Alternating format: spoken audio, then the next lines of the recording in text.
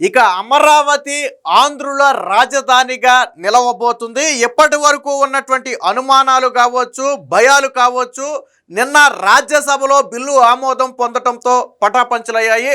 మొన్న లోక్సభలో ఆమోదం పొందింది, నిన్న రాజ్యసభలో ఆమోదం పొందింది. ఇక రాష్ట్రపతి ఆమోదంతో అది ఒక దుర్భేద్యమైనటువంటి చట్టంగా మారబోతుంది. ఎప్పటి వరకు ముఖ్యంగా అమరావతి రైతులు త్యాగాలను చేసినటువంటి తమకు ఆ విలువ లేదు, అమరావతి భూములు భవిష్యత్తులో జగన్ లాంటి వ్యక్తులు వస్తే ఏం చేస్తారో, తమ త్యాగాలు ఎక్కడ వృధా అవుతాయో, ఆంధ్రప్రదేశ్ యువత భవిష్యత్తు ఎక్కడ నాశనం అవుతుందనే ఒక భయం ప్రధానంగా అమరావతి రైతుల్లో ఉంది. సో ఆ భయాన్ని తొలగిస్తూ చంద్రబాబు గారు తీసుకున్నటువంటి ఒక నిర్ణయానికి ఈరోజు దేశం మొత్తం కూడా ఆమోదం తెలపటం అనేది చరిత్రలో లిఖించబడే రోజు. రాజకీయాలకు అతీతంగా భారతదేశంలోని అన్ని పార్టీలను ఏకతాటి మీదకు తీసుకొచ్చినటువంటి ఘన చరిత్ర ఖచ్చితంగా చంద్రబాబు గారికి దక్కుతుంది.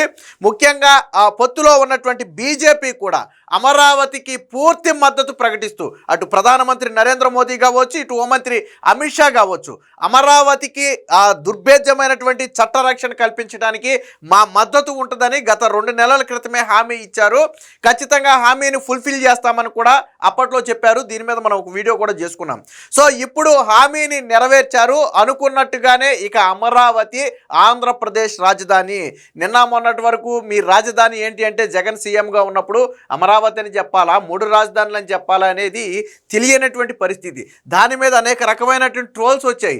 పిల్లలు రాజధాని ఏంటి అని అడిగితే పెద్దలు కూడా సమాధానం చెప్పలేనటువంటి పరిస్థితి గతంలో ఉండేది. సో అలాంటి పరిస్థితి నుంచి ఇక అమరావతి ఆంధ్రప్రదేశ్ రాజధానిగా బహుశా నాకు తెలిసి ఏ రాష్ట్రానికి కూడా ఇలాంటి పరిస్థితి రాలా. ఎందుకంటే జగన్మోహన్ రెడ్డి లాంటి ఒక నియంత కావచ్చు, రాక్షస పాలన కావచ్చు, నాకు తెలిసి ఏ రాష్ట్రంలోనూ ఉండదు.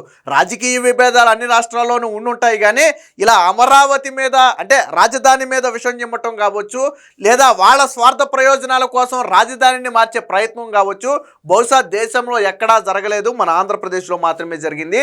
కాబట్టి మన ఆంధ్రప్రదేశ్కి సంబంధించి మాత్రమే నేడు ఏదైతే పునర్విభజన చట్టం 2014 ఉందో దానిలో సవరణ చేస్తూ ఆంధ్రప్రదేశ్ రాజధాని అమరావతి అని చెప్పి అందులో పేర్కొన్నారు. అయితే జగన్ మొన్న ఒక మాట అన్నాడు. అసెంబ్లీలో తీర్మానం చేసి చంద్రబాబు మార్చినప్పుడు మళ్ళీ అసెంబ్లీలో తీర్మానం చేసి మేము మార్చలేమన్నాడు. అసెంబ్లీలో తీర్మానంతో అది జరగదు.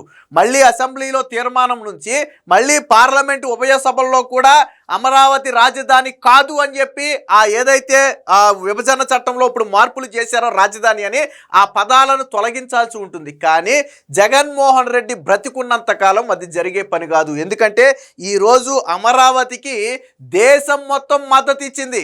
రేపటి రోజున జగన్ అనుకోవచ్చు, సరే పైన బీజేపీ దిగిపోతే ఇక్కడ మేము అధికారంలోకి వస్తాం, ఆ తర్వాత కేంద్రంలో ఉన్న మరొక పార్టీతో మేము చేయించుకుంటామని చెప్పి జగన్మోహన్ రెడ్డి పకటకెళ్ళాలి కంటే కనుండొచ్చు. కానీ అది కూడా సాధ్యం కాదు. ఎందుకంటే అక్కడ ఇండియా కూటమి నుంచి కావచ్చు, కాంగ్రెస్ పార్టీ నుంచి కావచ్చు అమరావతికి సంపూర్ణ మద్దతు ప్రకటించారు. సో జగన్మోహన్ రెడ్డి లాగా వీళ్ళు నాలిక మడతేసే రకం కాదు. జగన్ అంటే అవకాశం కోసం, రాజకీయ లబ్ధి కోసం ఎలాగైనా నాలిక మడతేస్తాడు. అంటే మరి జగన్మోహన్ రెడ్డికి నాలెడ్జ్ లేదా, రాజా స్క్రిప్ట్ రాసిన వాళ్ళు అలా రాశారో మొన్న నాకైతే తెలియదు. కానీ ఇక జగన్మోహన్ రెడ్డి అమరావతిని ఏమీ చేయలేని పరిస్థితి. మహా అయితే ఏం చేయగలదంటే డెవలప్ చేయకుండా వదిలేయగలడు తప్ప రాజధానిగా అమరావతి కాదు అనే ధైర్యం కానీ దమ్ము కానీ ఇక జగన్మోహన్ రెడ్డికి లేకుండా పోయాయి. మొత్తంగా నిన్న రాజ్యసభలో, మొత్తంగా లోక్సభలో మొన్న 11 పార్టీల నుంచి 18 మంది దాదాపుగా 111 నిమిషాలు మాట్లాడితే, నిన్న రాజ్యసభలో మళ్ళీ 11 పార్టీల నుంచి ఒక 17 మంది సుమారుగా 149 నిమిషాలు మాట్లాడారు. వాస్తవానికి 100 నుంచి 120 నిమిషాలకి క్లోజ్ చేయాలి అనుకున్నప్పటికీ కూడా సభ్యులు ఉత్సాహంగా అమరావతి మీద మాట్లాడుతుండటంతో చైర్మన్ కూడా వారికి అవకాశం కల్పించారు. మొత్తంగా 2 రోజుల్లో 35 మందికి పైగా ఎంపీలు సంపూర్ణ మద్దతు ప్రకటించారు. అందులో 2 మాత్రమే వ్యతిరేకించారు.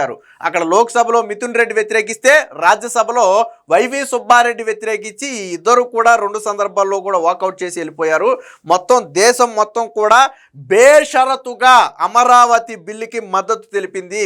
నేను మళ్ళీ చెప్తున్నాను, ఈ పార్లమెంట్ ఏర్పడిన తర్వాత ఎటువంటి విభేదాలు లేకుండా అటు బీజేపీ ఇటు కాంగ్రెస్ కలిపి మద్దతు తెలిపినటువంటి ఏకైక బిల్లు నాకు తెలిసి అమరావతి బిల్లు తప్ప మరొక బిల్లు లేదు. సో ఇక రాష్ట్రపతి ఆమోదం అనేది లాంఛన తృణప్రాయమే. సో దాని తర్వాత ఒక దుర్భేద్యమైనటువంటి ఆ చట్టంగా అయితే మారబోతుంది. దానికి సంబంధించిన వార్త ఒకటి వచ్చింది, ఒకసారి చూద్దాం. సో ఎప్పుడైతే నిన్న రాజ్యసభలో ఆమోదం పొందిందో వెంటనే అమరావతికి పట్టినటువంటి పీడ విరగరైనట్టేనని చెప్పి ప్రతి ఒక్కరూ కూడా ఇళ్లలో దీపాలు వెలిగించాలి అని చెప్పి పిలుపునైతే ఇచ్చారు. నిన్న ఉప ముఖ్యమంత్రి పవన్ కళ్యాణ్ కావచ్చు, అలాగే మంత్రి నారా లోకేష్ కావచ్చు ఈ దీపాలు వెలిగించే కార్యక్రమానికి పిలుపునిస్తే రాత్రి భారీ ఎత్తున రాష్ట్ర ప్రజలందరూ కూడా పార్టీలకు అతీతంగా, కులాలు మతాలకు అతీతంగా వాళ్ళ ఇళ్లలో దీపాలు వెలిగించి అమరావతికి సంఘీభావం తెలిపారు. సో ఈ విజయాన్ని వాళ్ళ కుటుంబ సభ్యులతో కలిసి పంచుకున్నారు. ఏదైతే మన ఇంట్లో ఒక పండుగ వాతావరణం ఉంటే ఎలాంటి వాతావరణం ఉంటుందో నిన్న అమరావతి రైతుల ఇళ్లలో కూడా అలాంటి పండుగ వాతావరణమే ఉంది. స్వయంగా ముఖ్యమంత్రి చంద్రబాబు గారే ఉద్దండరాయనపాలెం వెళ్ళి అమరావతి రైతులతో కలిసి మాట్లాడటం కావచ్చు, ఏదైతే గతంలో పవిత్ర మట్టి జలాలు ప్రతిష్ఠించినటువంటి ప్లేస్ ఉందో ఆ ప్లేస్కి వెళ్ళి స్వయంగా చంద్రబాబు గారు సాష్టాంగ నమస్కారం చేయటం కావచ్చు. ముఖ్యంగా అమరావతి అనేది దేవతల రాజధాని అని చెప్పి గతంలో చంద్రబాబు గారు చెప్పారు. ఎస్, నిజంగానే అది దేవతల రాజధానే.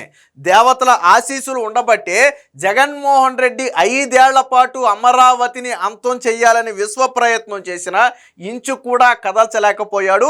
ఇక కదిల్చే అవకాశం కూడా లేకుండా ఈరోజు చట్టంగానైతే మార్చడం జరిగింది. సో దీనికి సంబంధించిన వార్త కూడా ఒకసారి చూద్దాం. అమరావతి అఖండ దీప్తి ముజువాని ఓటుతో బిల్లును ఆమోదించిన రాజ్యసభ, రాష్ట్రపతి ఆమోదం పొందిన వెంటనే చట్టరూపం. 149 నిమిషాల పాటు చర్చ, 10 పార్టీల నుంచి మాట్లాడి 16 మంది మద్దతు, వ్యతిరేకించి వాకౌట్ చేసిన వైకాపా. బుధవారం లోక్సభలో 111 నిమిషాల పాటు జరిగిన చర్చలో 11 పార్టీల నుంచి 18 మంది మాట్లాడితే, గురువారం రాజ్యసభలో 149 నిమిషాల పాటు జరిగిన చర్చలో మళ్ళీ 11 పార్టీల నుంచి 17 మంది సభ్యులైతే మాట్లాడారు. మొత్తంగా ఉభయ సభల్లో 260 నిమిషాల పాటు దీని మీద చర్చ జరిగింది. 35 మంది ఎంపీలు దీనికి సంబంధించి మాట్లాడటం జరిగింది. ఒక వైసీపీకి చెందిన 2 ఎంపీలు మినహాయించి మిగిలిన అందరూ కూడా అమరావతిపై తమ అభిమానాన్ని అయితే కనబర్చారు. అమరావతిని పెద్దల సభ ఆశీర్వదించింది. ఆంధ్రప్రదేశ్ రాజధానిగా అమరావతికి చట్టం కల్పించడానికి కేంద్ర హోంశాఖ తీసుకొచ్చిన ఆంధ్రప్రదేశ్ పునర్విభజన బిల్లు 2014 సవరణ బిల్లును రాజ్యసభ ముజువాణి ఓటుతో ఆమోదించింది. భవిష్యత్తులో వచ్చే ఏ ప్రభుత్వాలు దీనిపై పిల్లి మొగ్గలేసి ప్రజా జీవితాలతో ఆడుకోకూడదన్న ఒక బలమైన సందేశాన్ని అయితే పంపించింది. బుధవారం లోక్సభ ఆమోదం పొందిన వెంటనే బిల్లు గురువారం మధ్యాహ్నం హోంశాఖ సహాయ మంత్రి నిత్యానంద్ రాయ్ రాజ్యసభలో ప్రవేశపెట్టారు. రాజ్యసభ చైర్మన్గా ఉన్నటువంటి ఉపరాష్ట్రపతి రాధాకృష్ణన్ చర్చకు అనుమతించారు. తొలుత ఇందుకు 2 గంటలే కేటాయించిన సభ్యుల ఉత్సాహంతో అది 149 నిమిషాల పాటుగా కొనసాగింది.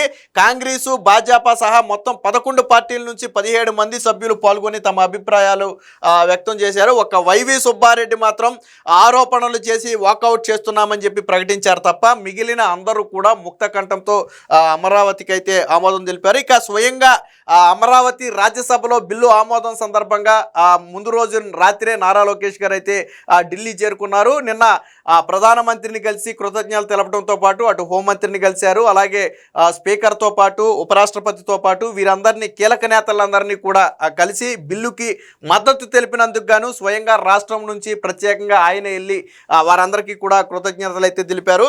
రాజ్యసభలో బిల్లుపై చర్చ జరుగుతున్న సమయంలో స్వయంగా నారా లోకేష్ గారు అదే రాజ్యసభ గ్యాలరీలో కూర్చుని దాన్ని తోటి ఎంపీలతో కలిసి అయితే వీక్షించారు. ఎప్పుడైతే చైర్మన్గా ఉన్నటువంటి రాధాకృష్ణ బిల్లు ఆమోదం పొందినట్టుగా ప్రకటించారో వెనువెంటనే లెగిసి కరతాళ ధ్వనుల మధ్య చప్పట్లు కొట్టి వారందరినీ కూడా అభినందించారు. దానికి సంబంధించి మనం ఇక్కడ వార్తలు కూడా చూడొచ్చు. దీనికి సంబంధించిన మరొక వార్త కూడా వచ్చింది, ఒకసారి చూద్దాం. రాజధాని రాజసం, అమరావతి చట్టబద్ధతకు రాజ్యసభలోనూ ఆమోదం. రాష్ట్ర రాజధాని ఇక చట్టబద్ధం, రాష్ట్రపతి ఆమోదమే తరువాయి. 11 పార్టీల మద్దతు, రామ్మోహన్ నాయుడు సహా 17 మంది ప్రసంగం. ఈ సభలోనూ బిల్లును వ్యతిరేకించిన వైసీపీ రాజ్యాంగంలో రాజధాని ప్రస్తావనే లేదని వాదన, హోదా ప్రస్తావన లేదంటూ వాకౌట్. చర్చ, ఆమోద ప్రక్రియను గ్యాలరీ నుంచి వీక్షించిన నారా లోకేష్ ఇక అమరావతిని ఎవరూ తాకలేరు, రాజధాని పనులు పూర్తి చేస్తాం, ప్రధాని చేతుల మీదుగానే ప్రారంభిస్తాం. యావత్ దేశం ఆంధ్రులకు అండగా నిలబడింది, ఇందుకు రాష్ట్ర ప్రజలంతా గర్వపడాలి. 5 ఏళ్లలో జగన్ ఒక్క ఇల్లు కట్టలేదు, ఆయన రాజధానిని నిర్మిస్తారా? ప్లాన్ బి సి డి అంటే ఎవరు నమ్ముతారు? అమరావతి తొలి దశ 2 ఏళ్లలో పూర్తి. తక్షణమే స్పోర్ట్స్ సిటీ పనులు ప్రారంభం. విమానాశ్రయంపై దృష్టి. లోకేష్, ప్రధాని మోదీ, ఉపరాష్ట్రపతి, స్పీకర్తో భేటీ. బీజేపీ అధ్యక్షుడు నవీన్తో కూడా లోకేష్ అయితే భేటీ అయ్యి వారందరికీ కూడా కృతజ్ఞతలు తెలిపారు. ఇక అమరావతి ఎప్పుడైతే ఆమోదం పొందిందో వెంటనే రాష్ట్ర వ్యాప్తంగా కూడా అమరావతి రైతులు కావచ్చు, లేదా అమరావతికి మద్దతు ఇచ్చిన ప్రజలు కావచ్చు, స్వచ్ఛందంగా బయటకు వచ్చి సంబరాలు అయితే జరుపుకున్నారు. కొందరు మిఠాయి పంచి సంబరాలు జరుపుకుంటే మరి కొంతమంది బాణాసంచా కాల్చి సంబరాలు జరిపారు. చివరికి సాయంత్రం ఇళ్లలో దీపాలు వెలిగించి వారందరూ కూడా అమరావతికి అయితే తమ మద్దతునైతే ప్రలోభపెట్టారు. ఇక అమరావతి శాశ్వతం, పార్లమెంటు చట్టం తిరుగులేని శాసనం అని చెప్పి చంద్రబాబు గారు కూడా నిన్న మాట్లాడారు. విజయోత్సవ ర్యాలీలు ఎప్పుడైతే అమరావతికి నిన్న ఆమోదం లభించిందో వెనువెంటనే స్వచ్ఛందంగా ప్రజలందరూ జాతీయ జెండాలతో బయటకు వచ్చి దేశం మొత్తానికి కూడా, రాష్ట్రానికి అండగా నిలబడిన దేశం మొత్తానికి కూడా కృతజ్ఞతలు తెలుపుతూ జాతీయ జెండాలతో ఇదైతే చేశారు. ఇక నిన్న ప్రధానమంత్రి నరేంద్ర మోదీతో నారా లోకేష్ అలాగే టీడీపీ ఎంపీలందరూ కలిసి పార్లమెంటు ప్రాంగణంలోనే ప్రధాని నరేంద్ర మోదీ గారితో అయితే ఒక ఫోటో దిగారు. ఈ సందర్భంగా ఎంపీలందరూ కూడా మోడీ గారికి అయితే కృతజ్ఞతలు తెలిపారు. మొత్తంగా జగన్మోహన్ రెడ్డి ఏదైతే జరగకూడదు అనుకున్నాడో అదే జరిగింది. నేను మళ్ళీ వస్తే అమరావతిని మారుస్తాను అని ఎప్పుడైతే గతంలో జగన్మోహన్ రెడ్డి చెప్పాడు, సో అలాగే ఏదైతే అమరావతి రైతుల కన్నీటి పర్యాంతమయ్యారో వాటన్నిటి నుంచి పుట్టిందే ఈరోజు ఈ చట్టం. మొత్తంగా జగన్మోహన్ రెడ్డి లాంటి ఒక నియంతను ఈరోజు చంద్రబాబు గారు చట్టంతో కొట్టారు. ఇక జగన్మోహన్ రెడ్డి కాదు కదా, 100 మంది జగన్మోహన్ రెడ్డిలు వచ్చినా అమరావతిని మార్చలేరు. జగన్ చేయగలిగేది ఏదైనా ఉంటే డెవలప్మెంట్ చేయకుండా విస్మరించగలడేమో తప్ప అమరావతిని అయితే రాజధానిగా మార్చలేడు. ఏది ఏమైనా ప్రతి ఆంధ్రుడు కూడా గర్వపడాల్సినటువంటి రోజు. అమరావతి రాజధానిగా ప్రకటించినప్పుడు ఎంత ఆనందపడ్డారో, జగన్ వచ్చిన తర్వాత అదే రాజధానిని విధ్వంసం చేస్తుంటే ఎంత బాధపడ్డారో మనందరికీ తెలిసిందే.